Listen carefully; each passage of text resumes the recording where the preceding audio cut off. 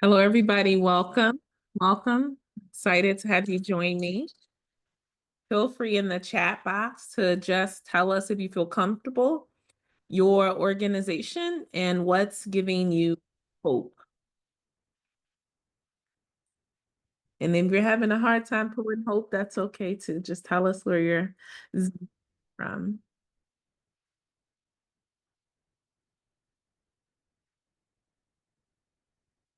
We'll get started here in just a moment.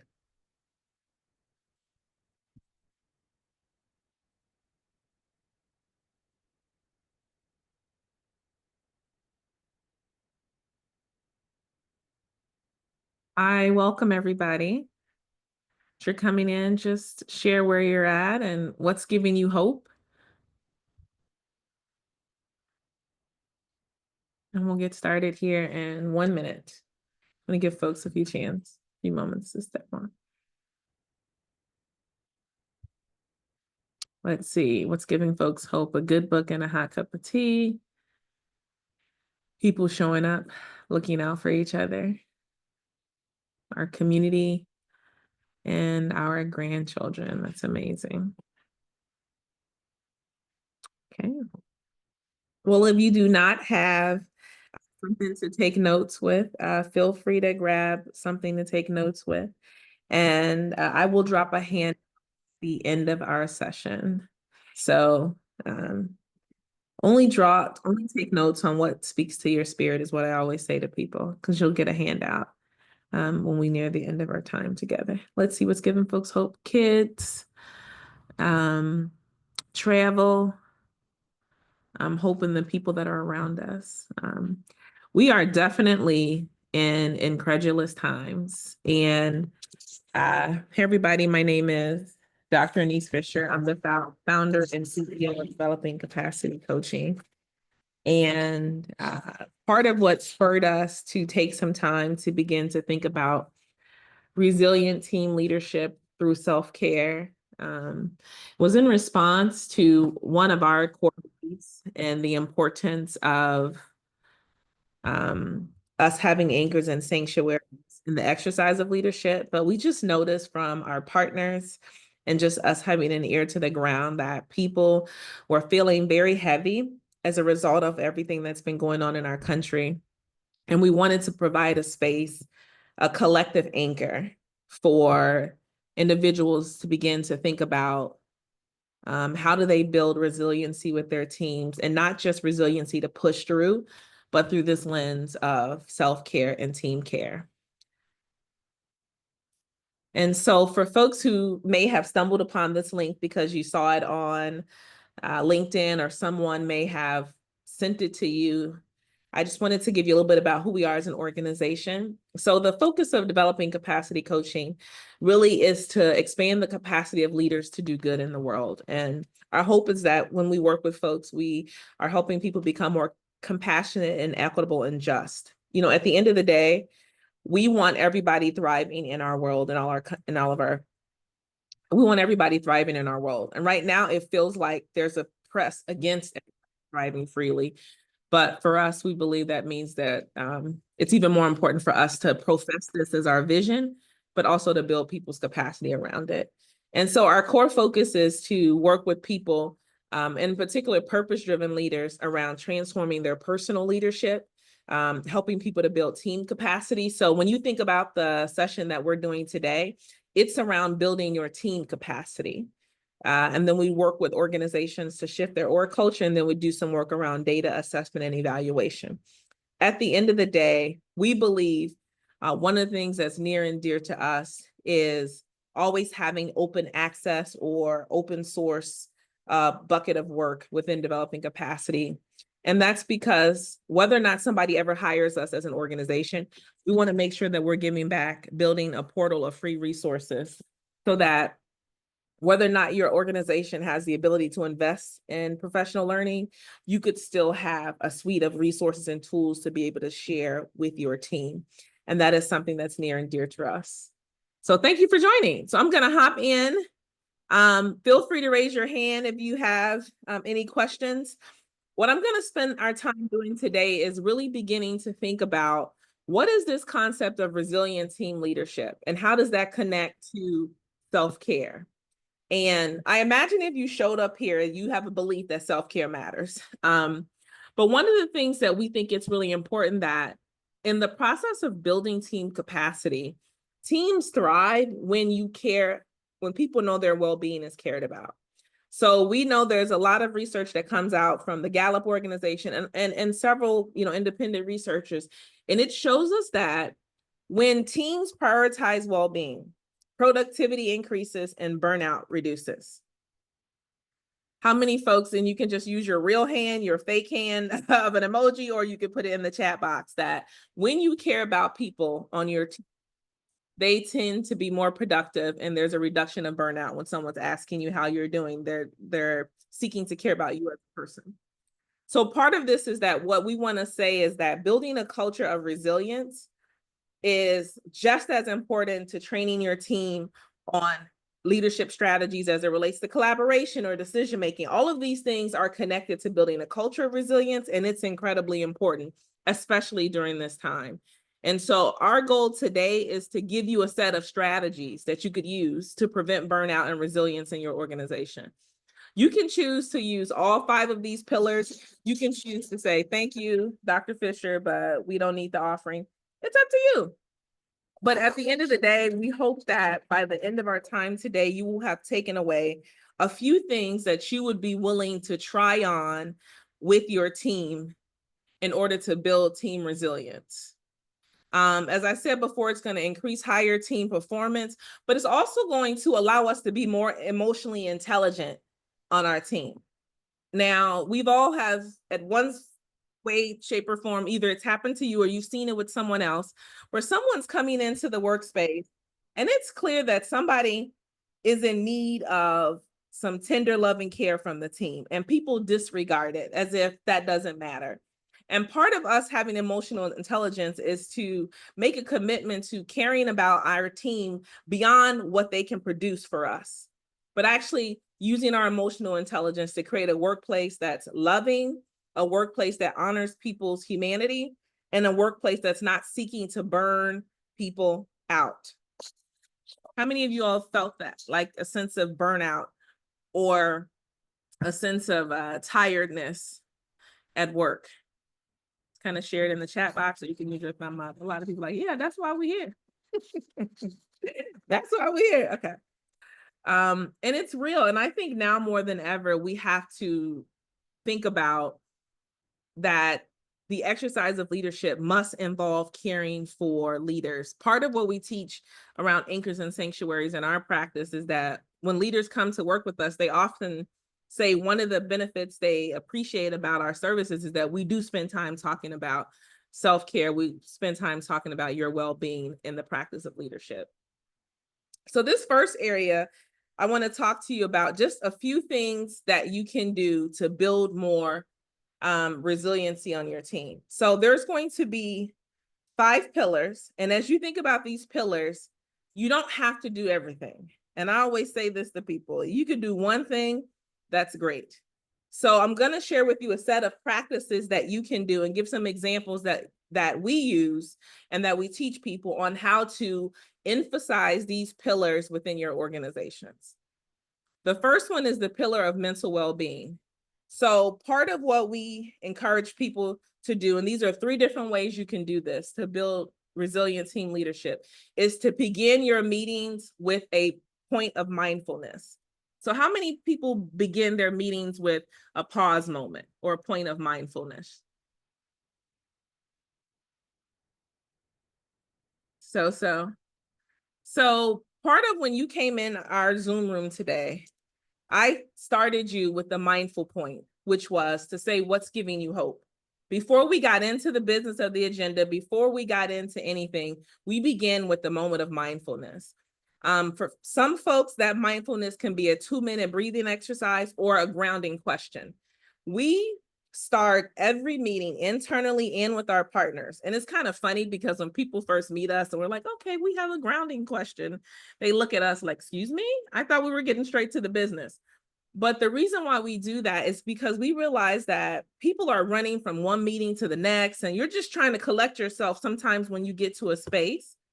And just by slowing down with the question allows people to come in, to get settled into the space. So if you're having a team meeting, you could start with the question that we had: what's giving you hope? We sometimes say, what's giving you joy, peace, love, or freedom? And we tell people you don't have to have all four, just one is fine. But it's just a way to slow people down.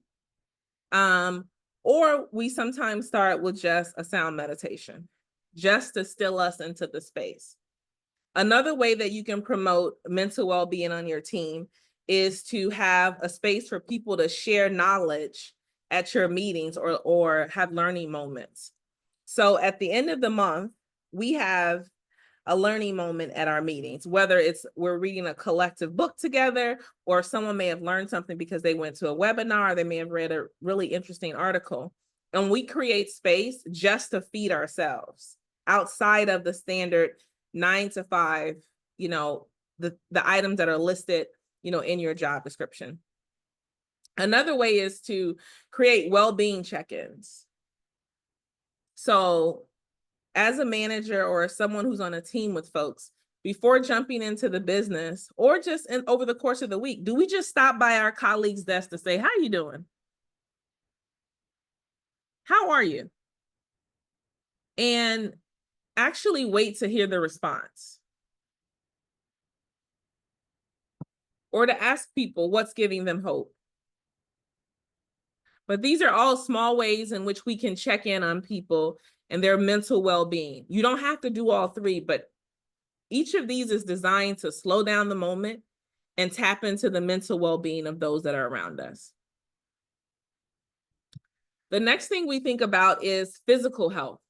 So one of the preventions of burnout is to think about how can we encourage movement. So if you are having long meetings, do you build in time for a stretch break? Let me just poll the audience. And again, I'm going to drop in a handout here in a second that'll have all these on it. But how many people build in stretch breaks for long meetings? Oh, I love it. I see some thumbs going up. That's a great way to acknowledge, hey, we're going to be together for a moment. Let's just take a moment to stretch. Or even walking meetings. Now, if you're in Chicago like I am, it's a little cold outside, so I'm not necessarily doing a walking meeting in Chicago, but sometimes we take our one-on-ones on the treadmill. We work from home, so we're able to do that. But even if you're working in an office building, is there an opportunity for you to provide a space where people can actually move? And then I think this one is really big for physical health, is respecting off hours. How many of us have the expectation that if an email comes to you after working hours that you're expected to respond to it? Let me just see in the chat box. How many of you see that as a part of the culture of your organization? Oh, I love comfort breaks. I love that, the comfort break. I like also the terminology of comfort break. But this idea of respecting off hours, I think, is really important.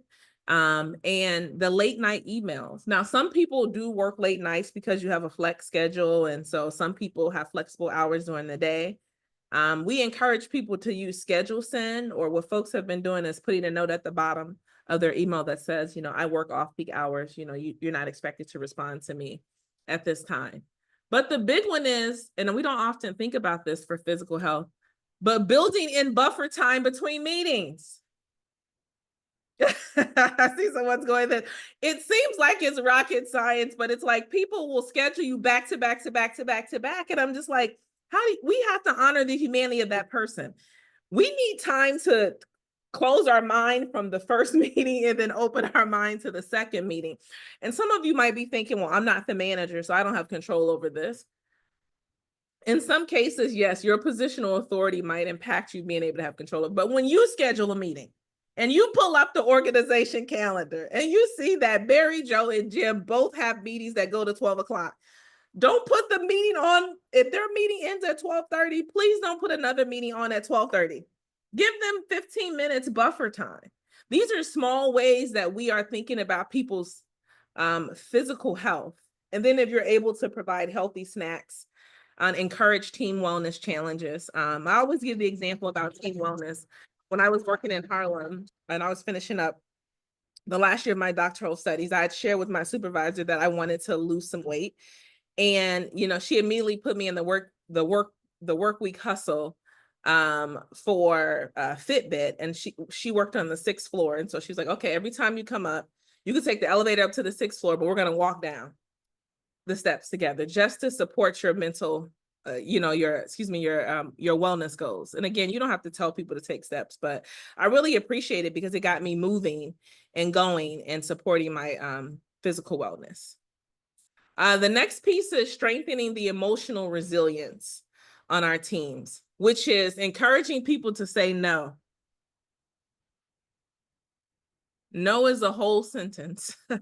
And we put in there when necessary because, you know, sometimes people can say no and it's not really necessary to say no. But, you know, do we have a culture around healthy boundaries and really clarifying response times? How many of you have ever had someone say, did you get the email I sent you right before you walk in a meeting? No, I haven't had a chance to check the email if you just sent it 5 minutes before. So, you know, part of that is clarifying response times and setting this as a culture. So we often talk about, you know, give people at least 24 to 48 hours to respond to you. Because contrary to popular belief, you're not the most important person in their inbox. And so part of that is just normalizing, you know, people are trying to do the best they can. Most people wake up at work and they're not out to get you. Maybe like 1% of people, but like most people, they wake up and they're just trying to do the best they can at work, most of them. So just be mindful that, you know, is it that someone's ignoring you or is it that they just haven't gotten to your email yet? And then the next piece is thinking about how do you manage stress as a team? And so is there an opportunity to implement flexible work schedules? If you have the capability to do that, are you able to have flexible work schedules or normalize the process of taking breaks, you know, as a part of the team? And something that we often do is quiet hours for deep work. So again, I am the CEO, so I'm able to adjust our schedules, but I want to encourage you to think about how you might do this in your own schedule, or if you are a manager of a group of people. Is, you know, for us on Mondays and Fridays, we don't take external meetings with partners. And we do that because we just need time. Monday, you come into work, you're just trying to figure things out. And Friday, some people want to take 3-day weekends. Now, some of you may not be able to have that level of flexibility, but are there times where you can say, this is a non-meeting time?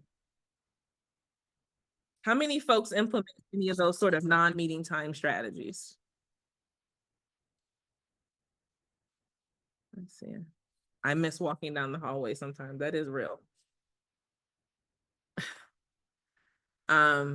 So, you know, providing opportunities for folks to be able to just have, these are times where we're not scheduling any meetings, because I don't know about you all, but something that we noticed is that, you know, creative time actually takes time. You know, there's one thing about going to meetings and doing just the basic bullet points of your job, but when it's time to develop or create or launch something new, you need uninterrupted time to do that. You need a couple of hours to be in a space where you don't have people, you know, asking you questions, or you don't have to be somewhere. So are there times for you to say, hey, these are quiet hours for deep work? The next piece is creating a culture of celebrating team wins. How many people celebrate wins on a weekly basis on your team? So. And some people, yes. I really want to encourage you to have that as a standing part of your agenda. And you know, what we find is that teams are doing a lot of great work, but we don't create time to celebrate that work as a team. And when people are, you know, are in spaces where they're having to take on, you know, very hard challenges and during tough times like right now, giving a pause moment to acknowledge people and to recognize people is really important. And over the course of us creating a level of emotional resilience. And I'm kind of zooming through these here, folks. And then the next is thinking about no meeting days, which I shared with you all that we block out time. The last week of the month, we try not to have time, any on-site work with partners. Now that doesn't always work out because obviously you're trying to merge schedules, but for the most part, we try to say the last week of the month, we just need to play catch up for things that got, pushed down throughout the month. And then be willing to delegate and share your responsibilities where you can, and cross-train team members. Are there systems that you can utilize so that people can be cross-trained? Because I see some of you nodding, but I don't know if you've ever been in a work situation where because there's no cross-training, you feel like you can't take off work because there's this expectation that everything is dependent on you. And I think that's a very dangerous culture that we have to seek to disrupt. Obviously we have specialized jobs, but there are some functions that we can cross-train people on, or have collaborative documents where you can share information for folks so that people can actually feel the freedom to take off. And I know some people will say, well, I just told them they couldn't take off. Yeah, but you kind of create a culture that makes the person feel bad. And so how do we really honor that and encourage people to take their time? As if you are in a manager role, or if you have a colleague and you notice somebody has not taken any of their vacation time, I think that's a great opportunity to encourage people to take some time off. And then the last thing here with work-life balance is to do fun things with your team. Schedule some time for fun, and fun doesn't always have to be paid because budgets are a little tight right now, but there's different things that you can do with your team where it could be, playing team building games or any of those things to get to know people, or having a potluck, or going out to a group lunch so that you are able to just have some time to get to know people and to humanize people. I think part of being on a team where you feel like people can care about you as an individual is that people get to know you a little bit more, and you are able to see that they see you as a human being, and that we are humans with real issues that are going on in our lives outside of the workplace. And I think sometimes we forget that when it comes to us being a team. And then respecting time outside of work. So, this idea of not bothering people when they off work. Like, I tell my team, unless it's fire, flood, or blood, please do not contact me. Everything's going to be okay. The world will continue to go and move, when I'm outside of work. And so creating some expectations around what you want people to share, I think, is another way for us to be able to do that. Let me pause. I'm going to drop the handout in here that you all can use with your teams, that you can check it off, which is what I'm going to talk about a little bit later. But is there any questions about anything that I shared thus far?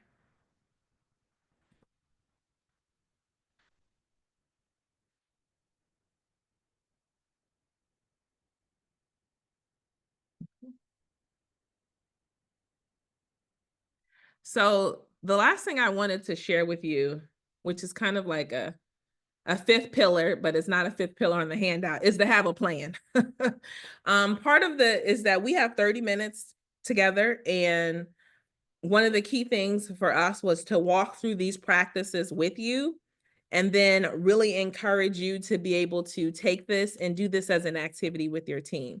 So the handout that I just put in the chat box, you can download it and share it with your team. It has all of those 4 pillars that I discussed with you in it. So it's print and ready to go for your team. And what we recommend doing to take this out of just what you experience, but to bring it back to your team, is to set up some time at your next team meeting and engage people along that checkbox in the purple, which is, what does a resilient and well-balanced team look like for us as a group? What does a resilient team, a team that's well-balanced, look like for us? And some of you, if you are not the manager of your team, then I would encourage you to share this with your manager. And just in case you have a manager who doesn't care about team care, I would say this is a great time to have lunch with your colleagues and you all agree to think about what does team care look like, and you subversively build that culture. Because I'm not in denial. Some of us don't have managers. Some of us have managers that don't care about this. But really saying, what does it look like together? Because even if you have a manager that doesn't care about this, if it's a team of 7 people and 6 of you all agree to this culture, agree to creating a space where there's team self-care, you will then be able to shift the larger culture. Because it's not just one person saying, hey, can we respect off work hours? It's a collective that's saying that. And then I would encourage you to choose 2 to 3 self-care strategies that you want to implement over the next quarter. So for quarter 1, if you try to do all 4 pillars, it would be very challenging. It would start to feel like a chore. So I would say to you, what are 2 practices that you all want to try as a team? It could be, we're going to start with a mindfulness moment, or we're going to block off, Fridays as no meeting Fridays. Or it could be that we're going to build in comfort breaks for any meeting that lasts longer than 60 minutes. But just pick 2 to 3 practices that you all want to try on as a team. And then at the end of the quarter, assess how well you did. Okay, what worked, what didn't work? Let's celebrate wins and then adjust as we need it. Really, this team self-care action plan could take you through a whole year. If you just pick 1 or 2 strategies, it can take you through actually longer than a year. But what we do know that is that when you structure in well-being strategies, your overall productivity as a team will increase by 20%.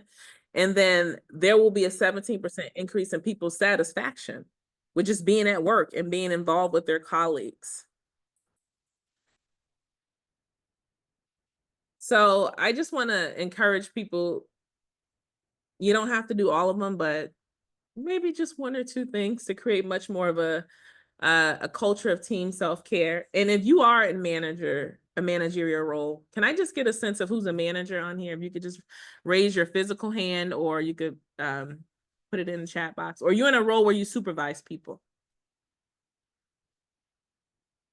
And even if you don't supervise people, if you're on a team with folks, you can lead by example, whether you're in the positional authority or if you are on a team of people, you can lead by example by making self-care a priority and really encouraging this open dialogue, and keeping well-being as a core part of the work. I think this is critical more than ever. Susan, you have your hand up? Or were you just raising your hand for being a manager? That's correct. Oh, I was following directions. okay. And so I really just, want to encourage people to just think about 1 or 2 things that you want to try on to think differently about building resiliency. And you'll notice these pillars are not about resiliency to make people push through. These are just basic things that you can do to honor somebody's humanity, to show people that you see them, you hear them, you respect them, you care about their well-being, both inside of work and outside of work. And then I'll just, add, as the last piece here, that if you're interested in learning more about our Build Team Capacity options, we're happy to chat with you more about it.